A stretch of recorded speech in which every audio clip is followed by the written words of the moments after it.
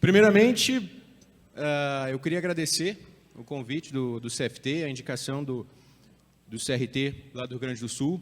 Agradecer a presença de todos vocês em dispor um pouco do tempo de vocês para ouvir a história de um pequeno jovem, né? Eu me defino como um pequeno jovem de 30 anos. E só verificar a apresentação se está ok lá.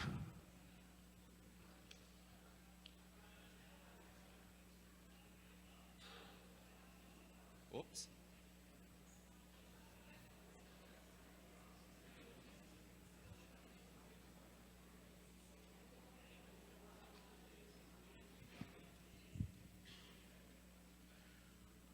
Não vou cobrir a frente aqui, desculpa. Posso caminhar aqui, então, tranquilamente? Vontade, então, ótimo, beleza. Estrela é tudo, nós estamos aqui, nem sei o que eu estou fazendo aqui. Não, cada vez que a gente sobe no palco, eu acho que o frio na barriga e o nervosismo, ele indica que a gente tem amor por aquilo que a gente faz. Né? Então, eu peço desculpas aí o primeiro nervosismo e vamos lá. Bom, quem sou eu? O pessoal já me apresentou brevemente uma biografia, mas eu me defino como um cara comum, um sonhador e uma eterna criança. Fui aluno de escola pública durante toda a minha vida, toda a minha trajetória no ensino fundamental, na escola 6º, 7º e 8º ano, na escola Otília Ritt, em São Leopoldo. Essa aí é a minha turma de 8ª série, a qual, infelizmente, por N situações da vida, pelo menos 3 ou 4 colegas meus aqui já não estão entre nós, né? E desde muito cedo eu tinha uma vontade, né, instigado pela minha professora de inglês, de viajar, né, de conhecer o mundo, de visitar os Estados Unidos. Na época havia a novela América, da Sol, tentando entrar nos Estados Unidos, realizar um sonho americano. E para um aluno de escola pública, muitas vezes esse tipo de sonho é uma coisa que é inviável. É uma coisa que não passa de uma ilusão e que muitas vezes, se ele não é estimulado, se ele não é colocado de frente com o potencial que ele realmente tem, ele nunca vai acreditar que realmente pode chegar a realizar esse sonho. No final da 8ª série, eu tive que fazer uma escolha entre optar pelo ensino técnico ou cursar o ensino médio comum. E aí veio a pergunta, por que escolher a mecânica? Né? O curso que realmente, no qual eu me formei, no qual eu fiz a minha carreira.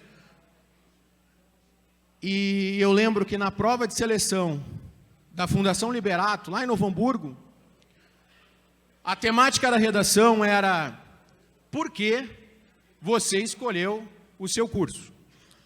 E eu lembro de finalizar a minha redação com escolhi a mecânica porque ela me inspira. Me inspira a desenvolver soluções viáveis para os problemas da vida diária das pessoas.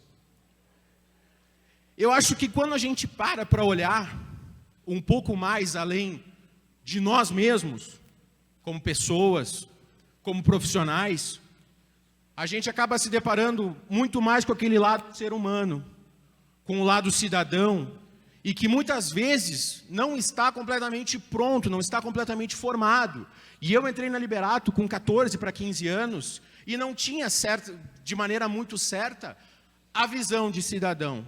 Eu tinha um sonho, eu tinha uma vontade, eu tinha uma inspiração. Só que lá dentro, acho que... Opa, tá. Acho que pulou um slide. Mas, enfim, chegando na Liberato, e eu aproveito para quebrar um pouquinho o protocolo e eu vou cantar. E peço desculpas por acaso eu chorar, porque quando a gente entra na Liberato no nosso primeiro dia, não sei, tem mais alguém que é ex-aluno da Liberato aqui? Então, todos vocês sabem o que é aquela escola na transformação, né, de um jovem em um adulto, em um profissional, em um cidadão comprometido. Mas no primeiro dia, a gente ouve um jingle, E aquele jingle é... Já vou chorar aqui, ó. Mas aquele jingle é mais ou menos assim. Queremos ver você de bem com a vida. Queremos ver você cuidando do mundo. Queremos ver você de... Opa, peraí que eu esqueci. Mas queremos ver você de bem com a vida. Que os ideais sejam solidários.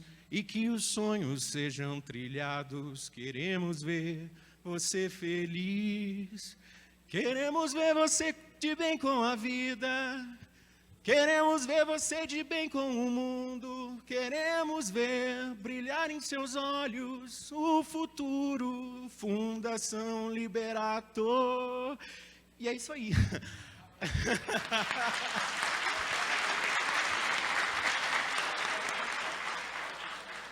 Desculpa o nervosismo, mas é a isso que a gente é apresentado no nosso primeiro dia.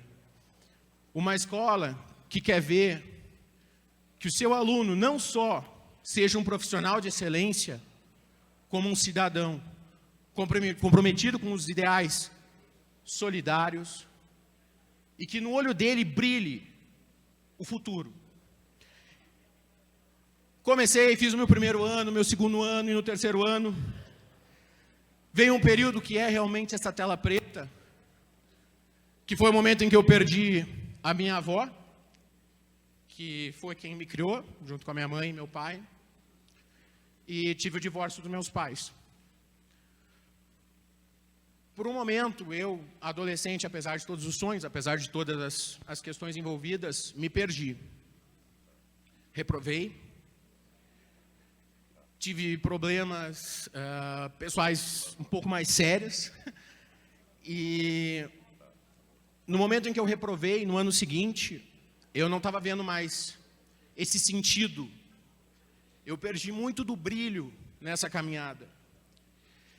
E aí surgiu para mim o papel de um professor, a figura de um professor, também lá da Liberato, o professor Ramon,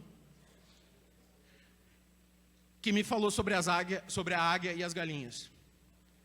Não sei se vocês já conhecem essa história, essa pequena parábola, mas um camponês caminhando pela floresta, um belo dia encontrou um filhote de águia.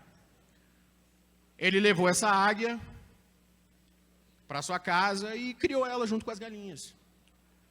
Essa águia ciscava milho pelo chão, ciscava minhocas pelo chão, mas não levantava voo. E um dia, um biólogo em pesquisa de campo passou pela terra daquele pequeno agricultor ali e disse: nossa, mas você tem uma galinha aqui? E ela está se comportando como... Você tem uma águia aqui, ela está se comportando como uma galinha? Não, ela deixou de ser águia.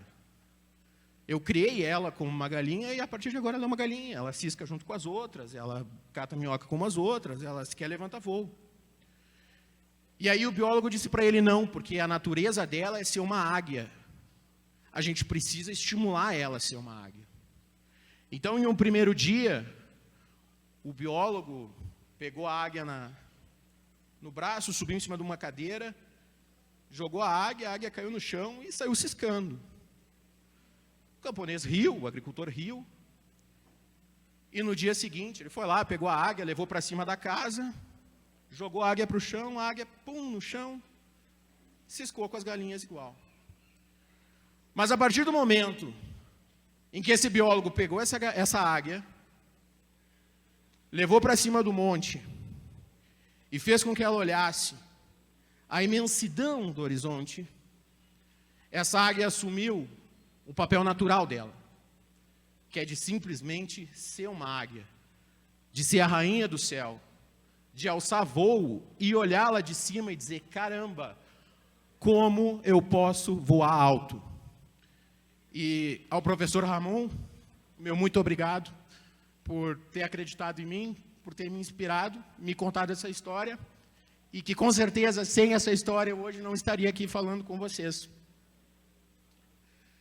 A partir desse momento, eu resolvi começar a fazer pesquisa a sério, porque a Liberato é extremamente tradicional no aprendizado de metodologia científica, na educação científica e por desafio. E lá dentro, já motivado pela parábola da águia, pelo meu papel como cidadão, eu consegui exercer a empatia. Eu sabia que eu queria fazer o melhor projeto de pesquisa possível. Eu sabia que eu queria fazer alguma coisa que fosse útil para as pessoas, que eu pudesse devolver para a sociedade pelo menos um pouco do dinheiro que é investido com os nossos impostos na educação pública. E voltando de um jogo de futebol, eu me deparei na frente da minha casa com um rapaz da faixa de uns 30, 35 anos que se movimentava de uma maneira estranha. Chegando mais perto, eu percebi que esse rapaz, ele era um amputado transtibial, né, na altura da canela, não protetizado, que dava 3 ou 4 pulos para se escorar em uma muleta e poder comer um doce, uma paçoca, alguma coisa assim. E eu fiquei pensando, a gente pensa em mandar a missão para Marte, voltar para a Lua, mas a gente não consegue cuidar das pessoas que estão aqui. A gente não consegue resolver problemas das pessoas que estão aqui. E a partir daquele momento eu fui me questionar, por que isso está acontecendo?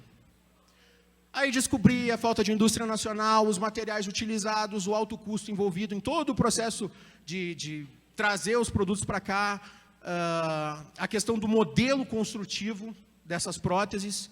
E eu pensei, caraca, eu preciso fazer alguma coisa a partir disso. Hoje, né, no Brasil, estima-se que pelo menos cerca de 23% da população tem algum tipo de deficiência, seja ela física, seja ela intelectual. Gente, é quase 1/4 da população com alguma deficiência. E a partir dessa observação, surgiu o RevoFoot.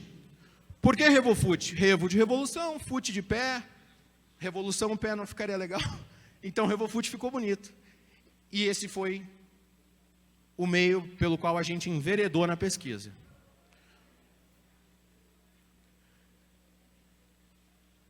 Dentro da Liberato, a gente apresenta os resultados das nossas pesquisas como trabalhos de conclusão de curso nos projetos interdisciplinares.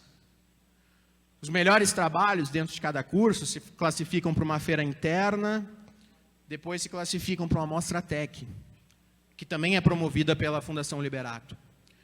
A Mostratec é a 2ª maior feira de ciência e tecnologia do mundo. A maior da América Latina, por consequência, e aí com mais de 30 anos de tradição. A Mostratec começou para alunos de ensino médio, hoje ela recebe alunos de ensino fundamental, com trabalhos que são feitos junto às secretarias de educação dos municípios, das regiões ao redor da Liberato, para ensinar metodologia científica para as crianças do ensino fundamental. E que coisa engraçada, né? A maior feira do mundo, lá nos Estados Unidos, veio aprender com a gente ali na Liberato como é que se ensina metodologia científica para crianças de ensino fundamental. Como é que se faz uma feira de ensino fundamental para levar essa metodologia nossa para os Estados Unidos. Mas, enfim, me classifiquei junto com o Eduardo como um dos melhores trabalhos do curso. Participamos da Mostratec, ganhamos premiação na Mostratec, fomos para os Estados Unidos, representamos o nosso país, a gente levantou aquela bandeira verde e amarela, quando chamaram o nosso nome, tipo, 2º lugar, engenharia de materiais e bioengenharia, de novo Hamburgo, Brasil. A gente não acreditou que a gente estava sendo chamado. Disse assim, caraca, a gente está aqui no meio de um monte de gente incrivelmente capaz, de um monte de projetos incrivelmente fora da curva, e a nível mundial, aí são cerca de 1.800 estudantes lá, e em nível mundial, um projeto brasileiro está sendo escolhido como 2º colocado.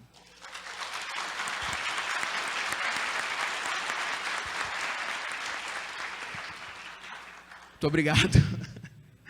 E, a partir desse momento, uma dúvida muito grande surgiu na minha cabeça, que era sobre entrar no mercado de trabalho ou empreender.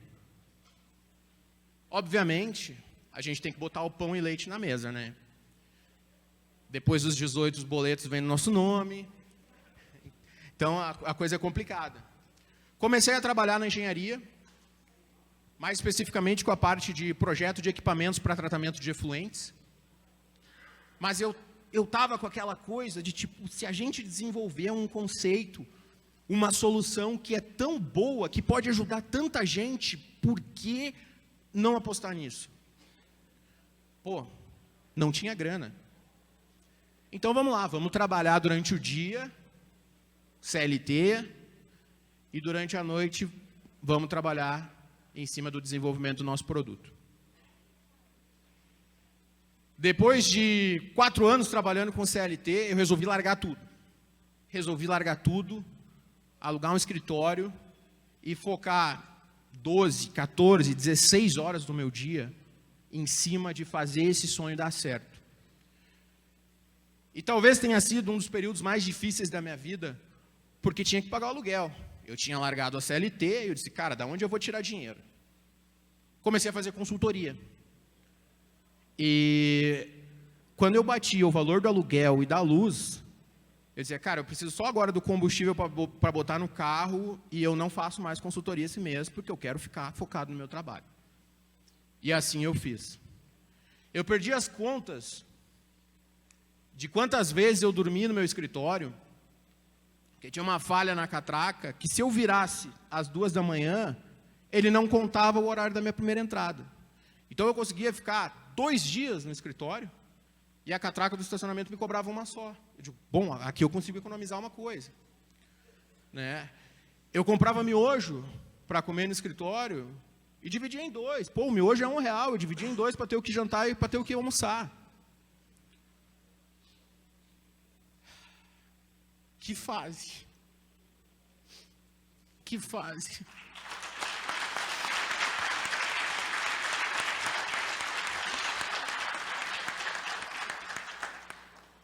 Empreender é tomar a decisão de praticar algo difícil, a colocar algo difícil em prática.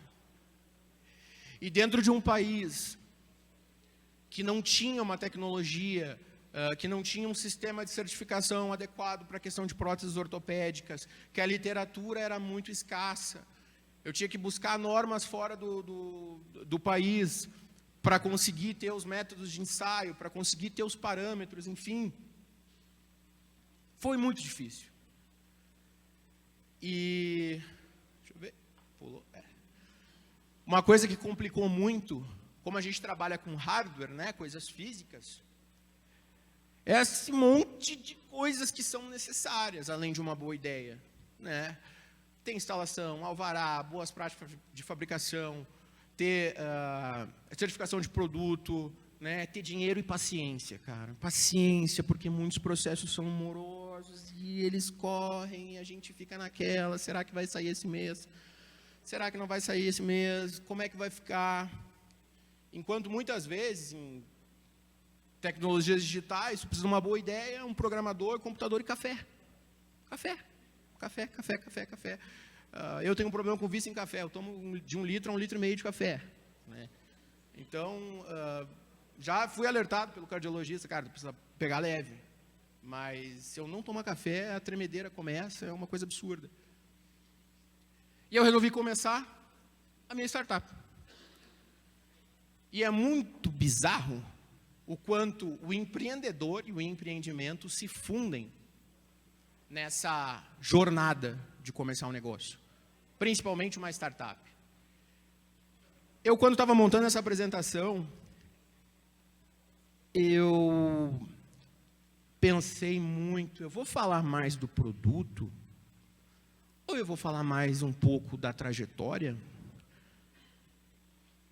Cara, eu acho que eu tenho que falar da trajetória porque foi ela que fez o produto surgir. E mais do que isso, se não fosse essa caminhada, esse produto não existiria. E se não fosse o produto, a caminhada também não haveria. Então eu acho que eu tenho que fazer os dois. E eu acho que tanto eu, quanto a Revo, nós acabamos sendo praticamente a mesma pessoa. Nós somos uma coisa só. porque eu não me desligo da minha empresa nunca. É 10 horas da noite, 11 horas da noite, é 2 da manhã, é 3 da manhã, estou respondendo e-mail, estou rodando simulação no software, porque isso aqui tem sonho, isso aqui tem paixão, isso aqui tem um compromisso com a sociedade, tem um compromisso com as pessoas. E quando eu tomei essa decisão, meus amigos no futebol do final de semana, pá, e aí, tá trabalhando aonde? Não, resolvi montar minha empresa. Pô, tá cheio da grana, não sei o quê, tá por cima da carne seca. Não. Minha mãe, coitada, graças a Deus que em casa não faltou o pão e o leite a hora que eu resolvi largar tudo. Mas ela me via plantar no computador ou chegar totalmente maltrapilho, que eu fiquei 2 dias no escritório sem tomar um banho, voltar para casa e dizer assim, cara, o que esse cara faz? Fica em cima de um computador o dia todo. E a realidade é que não é que a gente não trabalha, não é que a gente está super rico, mas a gente faz o sorteio do boleto contemplado a ser pago no final do mês. E essa fase foi muito difícil. Nossa, quando eu lembro disso, me dá uma vontade de chorar, que vocês não fazem ideia. Mas hoje eu estou rindo, Porque não é glamour. É sono, é fome, dor, estresse. Mas é uma realização muito grande, que vem a partir de muito trabalho e que, óbvio, gera muita conta para pagar. Tem uma música que inclusive está na minha lista do Spotify, tem uma lista aqui que chama Lucas Madrugada. Então, eram aquelas músicas para eu ficar acordado e trabalhar ligadão. E essa música, Levanta e Anda, do Emicida, eu acho que ela representa muito esse período da minha vida. Né? Irmão, você não percebeu que você é o único representante do seu sonho na face da terra? Se isso não fizer você correr, eu não sei o que vai. Se tu não tiver uma aspiração, um sonho, tu vai parar. Tu não vai te realizar. Tu não vai ter um propósito. E viver a vida sem um propósito é viver uma vida vazia. Os meus propósitos vieram a partir dos sonhos daquele garoto de 14 anos, do adolescente que se comprometeu com os propósitos solidários, que se comprometeu a ver brilhar no olho dele o mundo. Nessa fase muito difícil da minha vida, eu participei de um programa o RevoFood participou de um programa de aceleração da Endeavor com a Braskem. E foi uma situação muito curiosa, que me tocou muito, porque eu estava fazendo o pitch do negócio, o pitch da empresa e tal, e na hora das perguntas alguém me perguntou, de onde veio a ideia de trabalhar com isso? Veio da família, veio...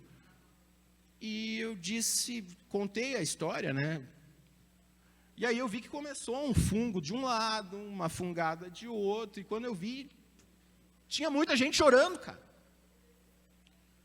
Aí eu fiquei sem entender, porque daí eu também chorei, né? Eu sou uma manteiga derretida. Chorei. E depois daquele momento, do pitch, houve um coffee break. E aí no coffee break veio uma menina que trabalhava lá, e que ela nasceu com uma deficiência congênita, na qual ela não tinha uma das pernas. E aquele pessoal que começou a chorar, era o pessoal que convivia com ela todos os dias. Era o pessoal que dividia o ambiente de trabalho e que via as dificuldades dela, né? Tanto nas tarefas simples do dia a dia, levantar de uma cama de manhã, ou no caso dela, sair do posto de trabalho e ir num banheiro. Ela utiliza o cesto, ela não tem a perna desde a cabeça do fêmur. Então é utilizado um cesto. Para tu poder ir no banheiro, naquele tipo de situação, tem toda uma dinâmica envolvida. E foram essas coisas que fizeram as pessoas começarem a chorar. Porque viram, cara, tem alguém trabalhando, pensando para resolver os problemas dessas pessoas.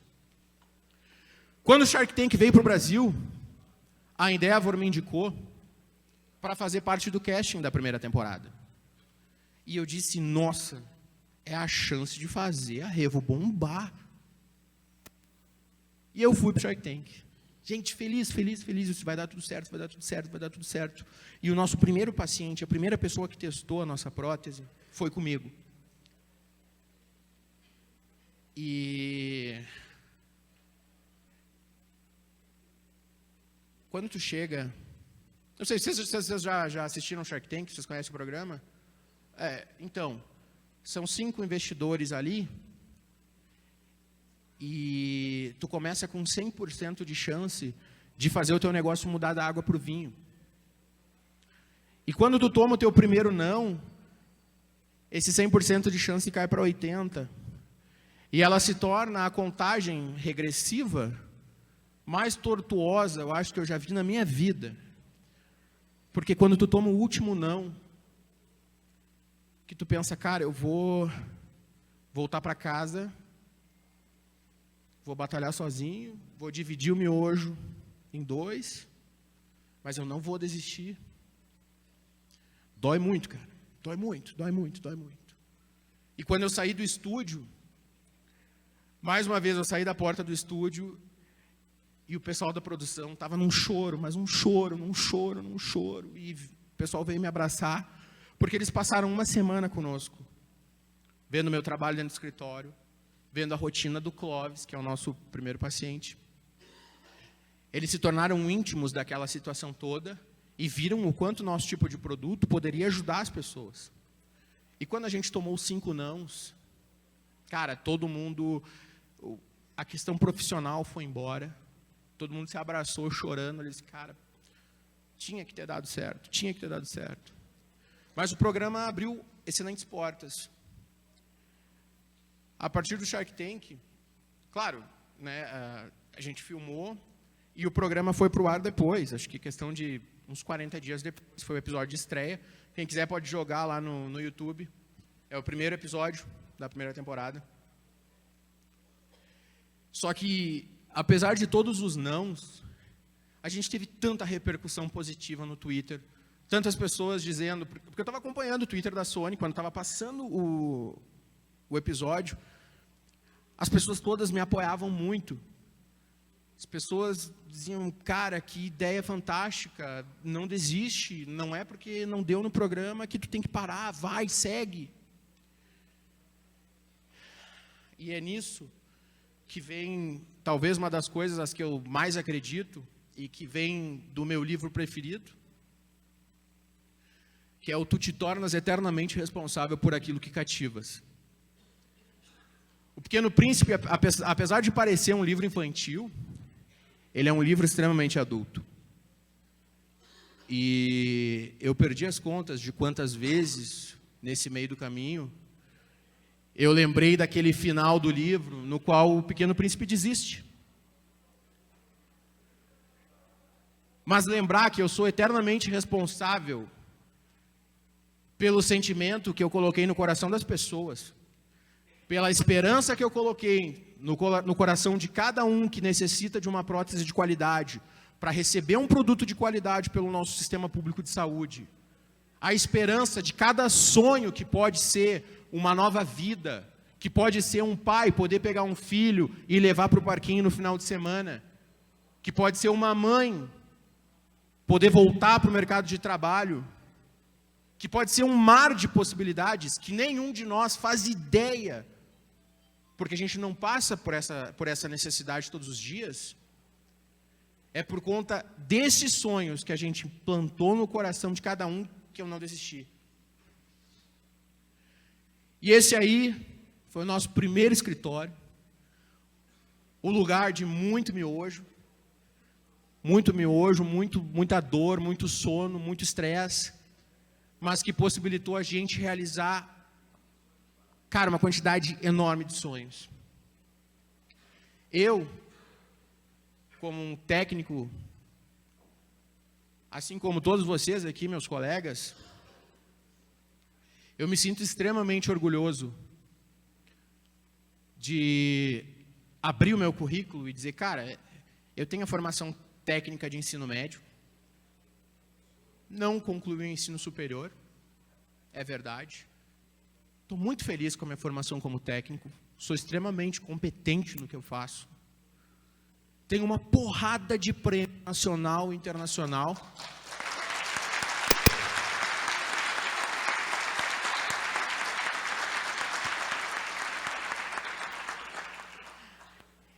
E eu também queria dizer uma coisa que está há muito tempo na minha garganta. E eu queria agradecer a todo mundo que se esforçou para a formação do Conselho. Né, até sair em 2018, oficialmente, a formação do Conselho teve muito trabalho. E hoje, para mim, é um orgulho poder dizer que a gente não vai ficar, como profissional, sendo subjugado. A gente não vai ficar subjugado. A gente tem um valor inestimável. Muitas vezes é o técnico que pega e que faz o serviço pesado. É o técnico que pensa nas transformações que são necessárias para a nossa sociedade. E ninguém nos dava voz, ninguém nos dava valor. E hoje, com muito orgulho, com muito orgulho, eu esqueci de tirar antes aqui, vai ficar meio difícil de tirar dentro da carteira. Mas é com muito orgulho que eu tiro a minha carteira do CFT e sou reconhecido por onde eu passo. Muito obrigado por todos vocês que estão aqui hoje e por todo mundo que brigou, que lutou pela formação desse conselho.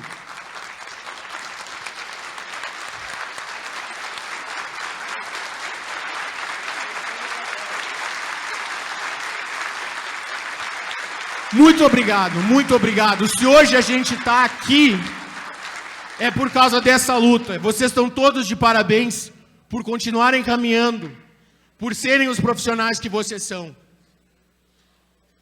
Eu sou um técnico assim como vocês. Tenho essas premiações, é MIT. Eu tenho dois certificados do MIT na minha parede. E isso não é querer me gabar. Isso é querer dizer que um técnico pode fazer absolutamente tudo. Ele pode assinar absolutamente tudo, porque ele tem competência para fazer absolutamente tudo naquilo no qual ele foi formado. Eu falo desses prêmios, são todos muito importantes, são todos muito legais. Mas para mim ainda, o melhor prêmio como técnico é ter feito o meu produto devolver um sorriso no rosto de pessoas que não tinham a possibilidade de caminhar normalmente. Esse aqui é o nosso maior prêmio. Esse aqui é o prêmio que não está na minha parede. Esse aqui é o prêmio que eu carrego no meu coração e que me faz levantar todos os dias, sem exceção, com um sorriso no rosto, e trabalhando 12, 14, 16 horas, para que mais sorrisos como o Clóvis, como o do Emanuel, possam estar no rosto de muito mais brasileiros.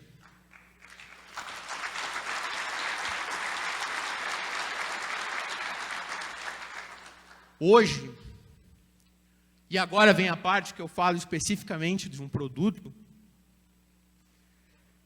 esse é o RevoFoot.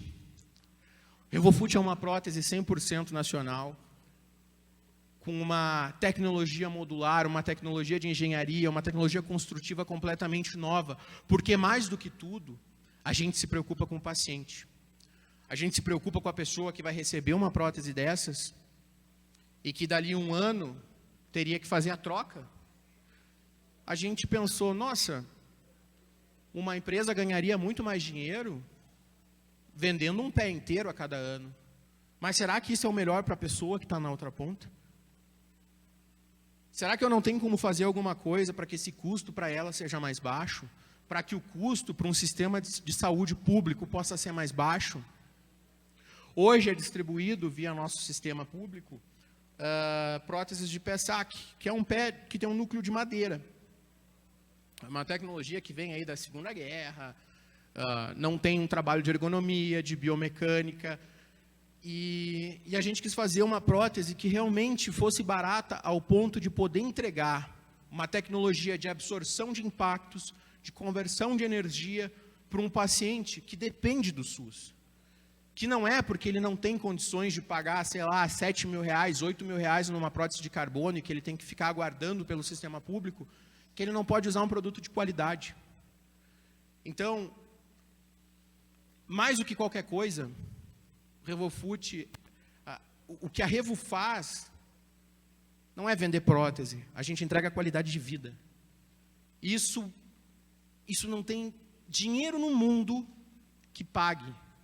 Tu poder colocar para a pessoa que é mais carente a possibilidade de ela receber um produto de alta qualidade, que fique na faixa de preço do que o sistema público absorve, e que se por acaso no meio do caminho, imagina um paciente de uma região isolada, uma região rural, que ele necessita, por exemplo, fazer a troca, faz a protetização, faz a instalação da prótese, volta para a localidade dele.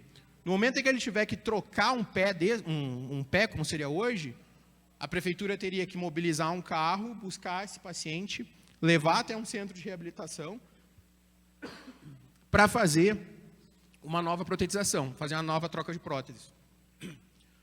Com o nosso produto, se esse paciente estiver em casa, que, sei lá, quebrou o pé dele, porque é uma coisa normal, chega o final da vida útil, né, ou chegou no final da vida útil a recomendada, pode dizer, poxa, eu vou ter que, né, mobilizar. Não, ele pode ir na internet e receber em casa o refil das peças para trocar, ele desmonta com ferramentas que ele pode comprar na ferragem, que custam 5, 6 reais na ferragem a ferramenta.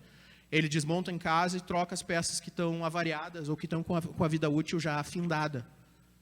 Isso é economia para o Estado, isso é economia de tempo para o paciente.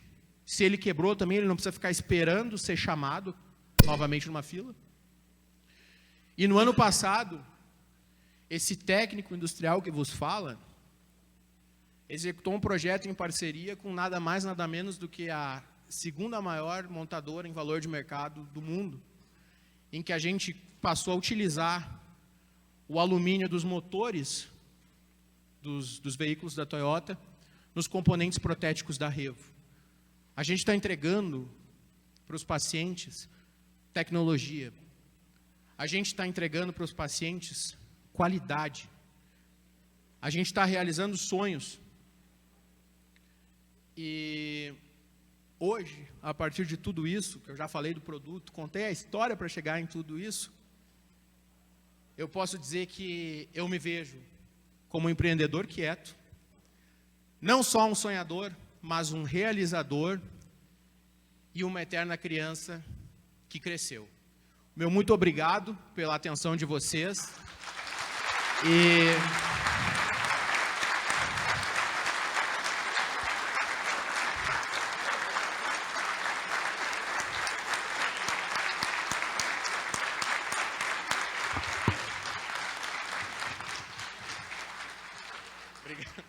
Obrigado mesmo, gente. Vocês não sabem o que eu estou sentindo aqui, de ver vocês.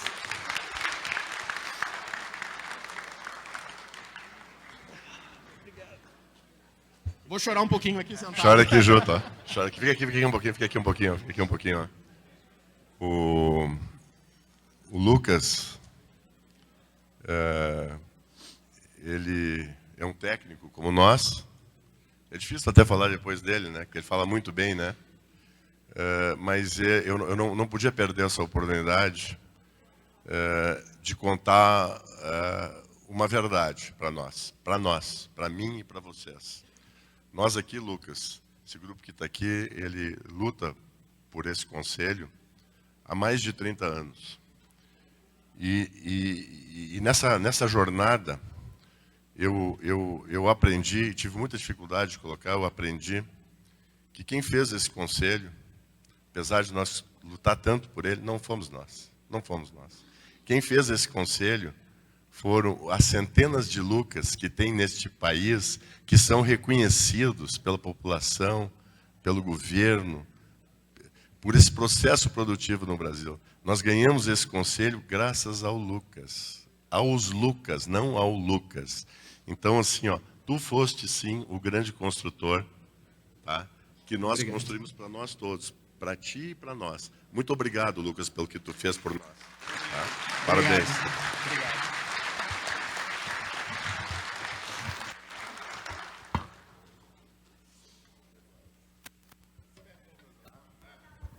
Ó, tem que cumprir aí a chefe do Congresso aí. Nós vamos abrir para perguntas aí. 3 inscritos. 3 perguntas aí. Onde é que está o microfone aí?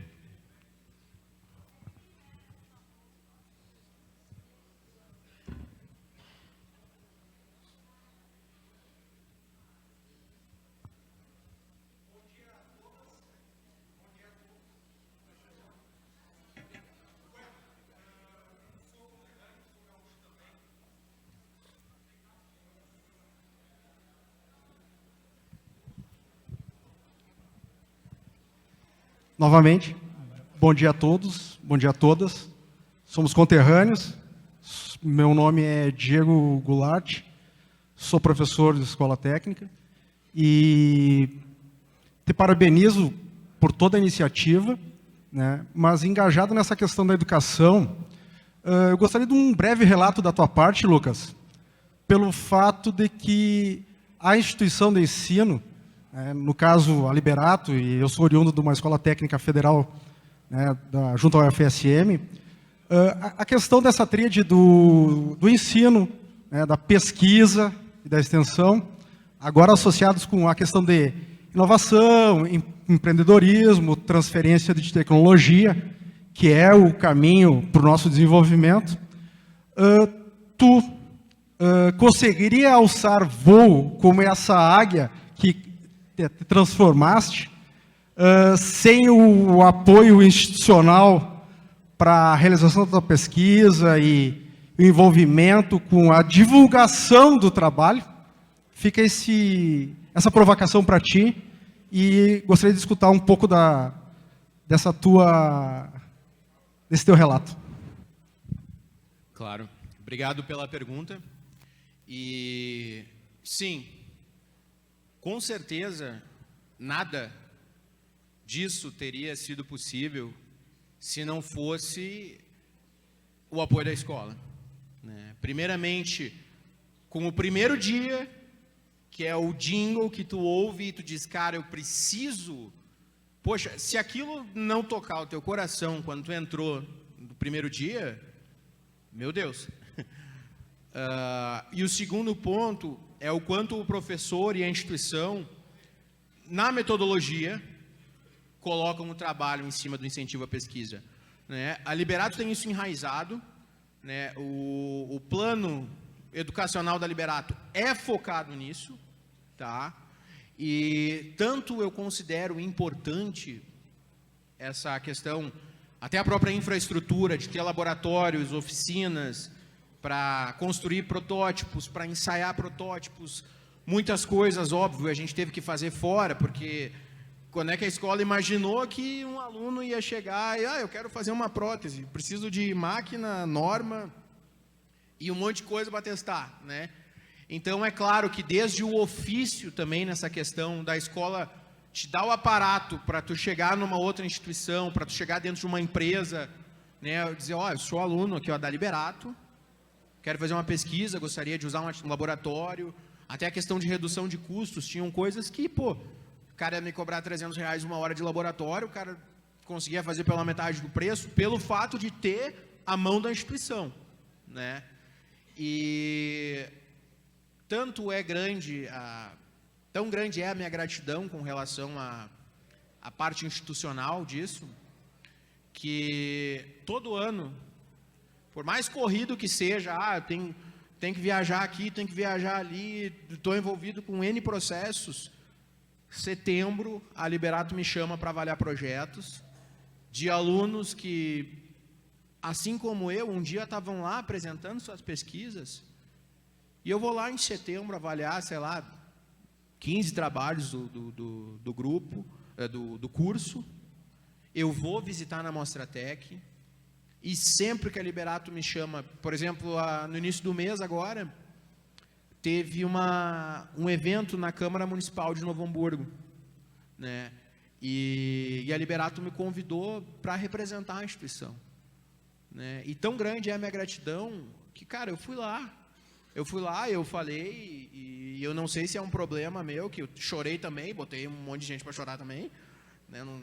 Mas, enfim, pela Liberato, cara, por reconhecer a importância institucional e o apoio dela, até hoje eu me mobilizo pela instituição, sabe? Na Mostratec, eu vou estar avaliando o projeto agora em setembro, do dia 28, do dia 23 ao dia 28.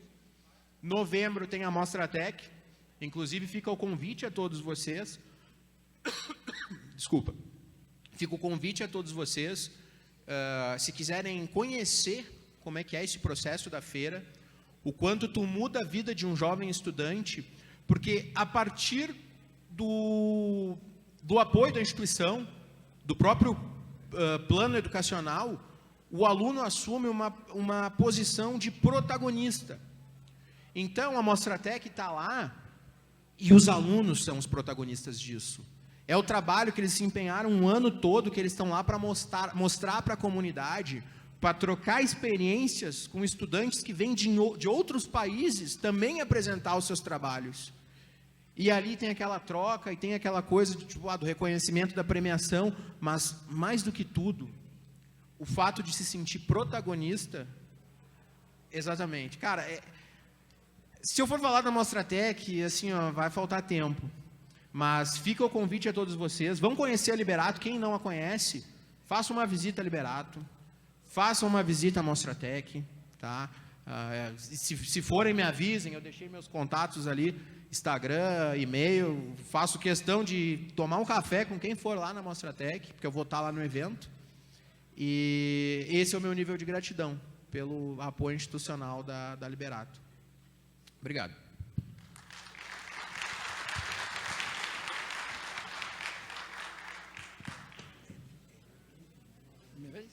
Desculpa, é final de outubro. É setembro e final de outubro a Mostratec. Desculpe. Obrigado, professor. Professor Elemara aqui me deu a colinha, exatamente. Lucas aqui. Opa. Bom dia. Bom dia. Parabéns pela sua exposição, pela sua experiência, né, com grande demonstração de decisão, primeira decisão, a persistência para nunca desistir, né, dividindo os miojos, né, da vida. Eu te confesso que eu não aguentaria, porque eu não vivo sem feijão. Então, assim, foi uma experiência, com certeza, né, que nos traz como modelo, espelho e referência para todos nós. Para todos nós. Muito obrigado. E principalmente, Lucas, pela sua idade, né, da juventude. E aí Telmo do Espírito Santo, conselheiro aqui no CFT, Espírito Santo. Então, no movimento sindical do Sintex, e agora no CFT, nós sempre divulgamos, né, nas escolas, nos institutos de educação, escolas técnicas, né, particulares, para a juventude, 2 momentos, né, palestras para os iniciantes, que estavam ingressando no curso técnico, do ponto de vista da motivação, porque é sabido, né, por todos nós, o grande número da evasão escolar. Lá no município de São Mateus do Espírito Santo, tinha dados lá, né, alarmantes, né? O menino, a menina entrava no curso técnico e se assustava com matemática ou com física, pela má formação do fundamental. E aí, como eu sou lá da Escola Técnica Federal, do Ginásio Industrial, muitos aqui são, né, da década de 60, o ensino fundamental era federalizado, era Escola Técnica Federal, né? Então, a nossa formação era outra, completamente diferente, né? E aí, há que se fazer um esforço, né, redobrado agora, né, nesse trabalho junto aos institutos de formação, no sentido de estar fortalecendo esse diálogo com os estudantes, né, que estão iniciando. E a segunda palestra que eu te falei é no final do curso, que é a de conscientização aos formandos que vão ingressar no mercado de trabalho, do ponto de vista de 2 coisas, né? Do Sintec, que é o sindicato que vai representá-lo com relação aos seus direitos trabalhistas, e do Conselho, que à época estávamos ainda no sistema anterior, que não nos respeitava, e da caminhada, né, de 40 e tantos anos da construção do nosso desmembramento de lá, na criação do nosso Conselho hoje.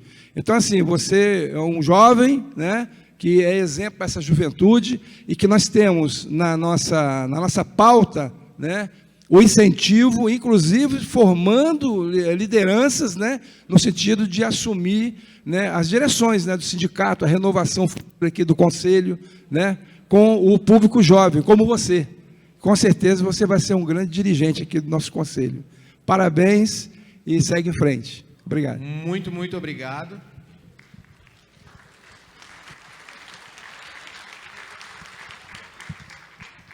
E já prontamente me coloco à disposição do conselho para o que precisarem.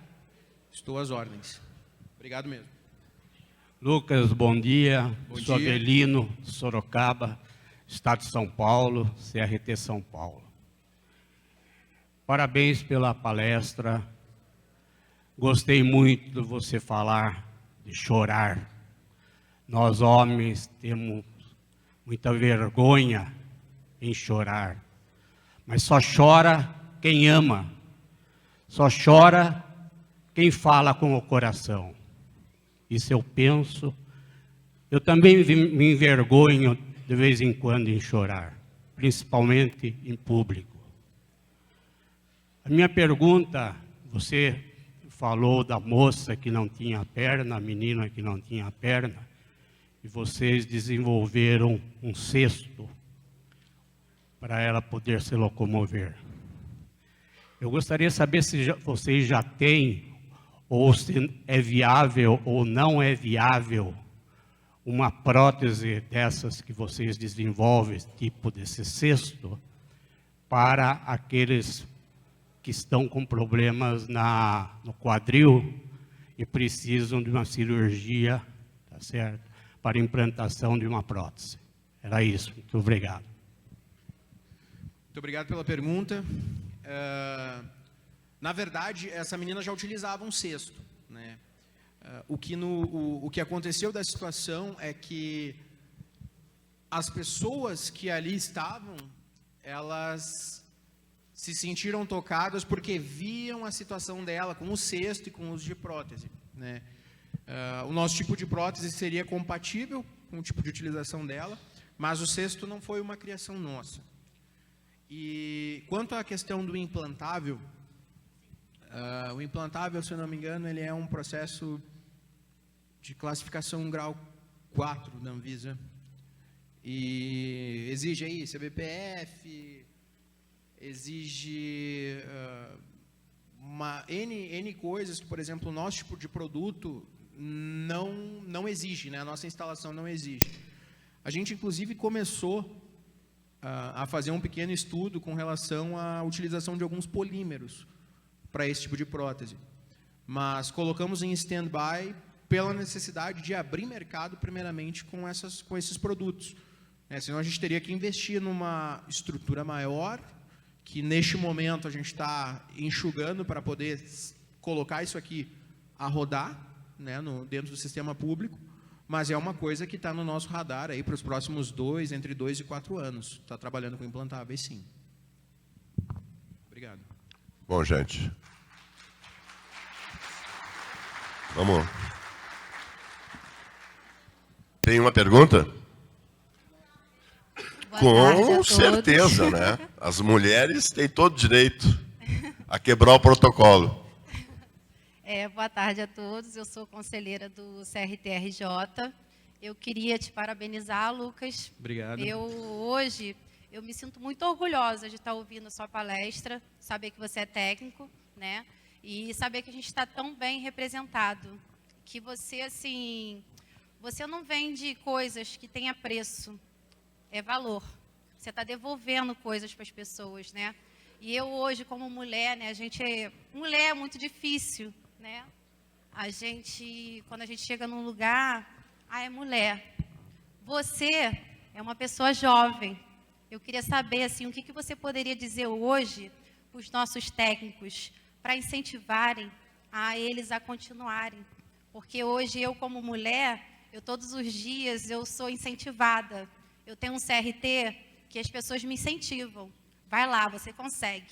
E eu estou aqui hoje, E eu pretendo ir mais longe. E eu queria saber o que você poderia dizer de incentivo para os jovens, para a gente estar resgatando cada vez mais jovens. Obrigado, primeiramente, pela pergunta. E parabéns por estar tocando à frente, né? Imagino que o desafio para todo conselheiro é pesado, mas a gente sabe que, para as mulheres em especial, a gente está vivendo um momento ainda que é um momento de transição, né? E fico muito feliz do teu testemunho, e eu acho que, como incentivo,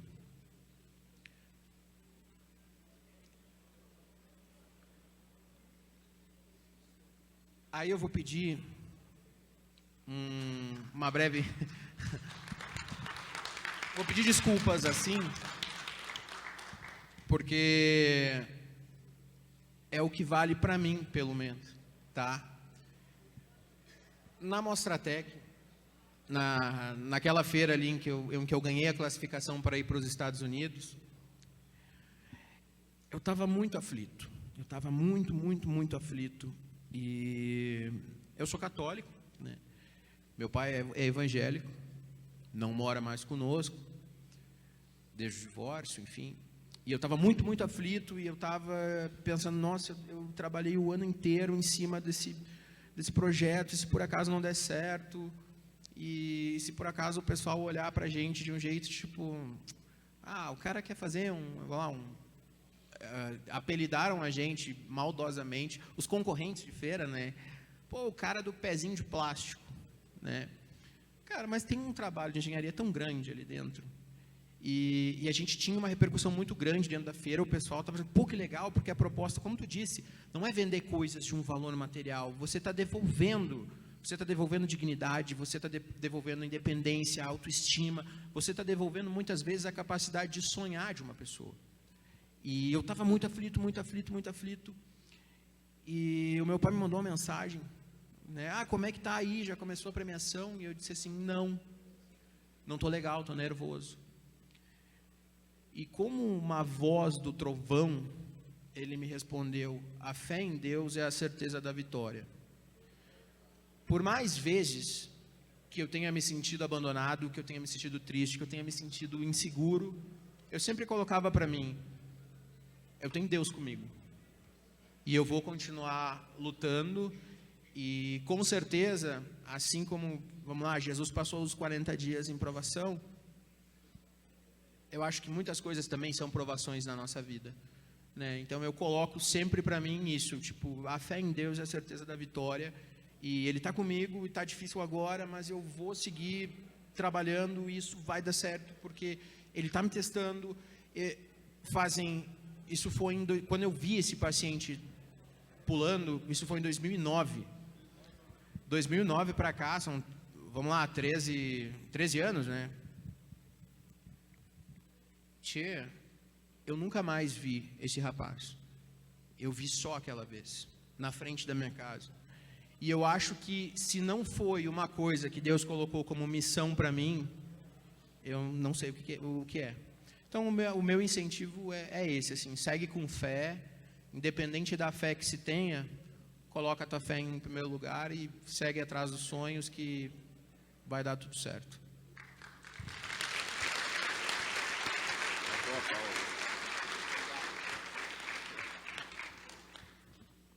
Bom, gente, temos que abrir outra sessão, né? Presidente do CFT, né? Tem os que mandam e os que obedecem. Ele é o que manda e eu obedeço. Lucas, eu posso... Você quer falar? Lucas, me permita aqui, realmente estamos quebrando o protocolo, mas é importante. A tua emoção não diverge da minha quando tinha a tua idade. E o Lucas, quiçá, não será o nosso garoto propaganda, porque além do trabalho dos projetos, ele ama ser técnico. E nós que estamos aqui, todos nós, chegamos aqui por ser técnico. Então, eu fiz questão de vir aqui te parabenizar e dizer que eu também fui um sonhador e continuo sonhando. Continue assim, porque é isso que o Brasil precisa. Valorização de nossa categoria.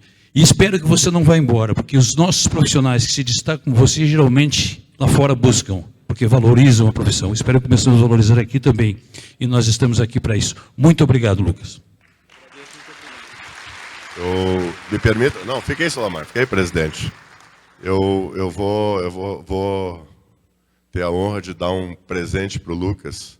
Lucas, na próxima Mostra Tech, nós vamos estar lá presente. Nós somos, o CFT tomou a decisão, é o maior patrocinador da Mostra Tech.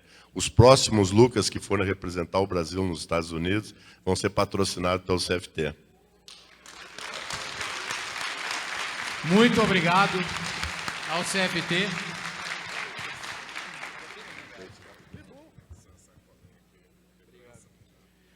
Gente, vocês não fazem ideia do quão importante, agora falando nessa possibilidade do patrocínio, do quão importante é essa iniciativa do CFT em patrocinar esses jovens Lucas que estão surgindo.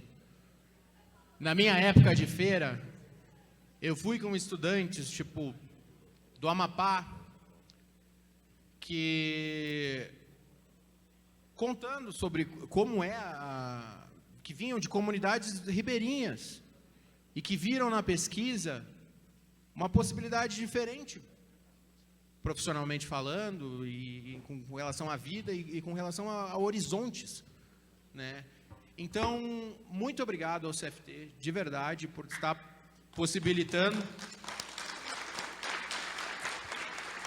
a novos Lucas poderem sonhar e poderem, mais do que tudo, ir lá para fora e mostrar que a gente é brasileiro e que a gente é muito mais do que só samba e futebol. Muito obrigado mesmo, de verdade.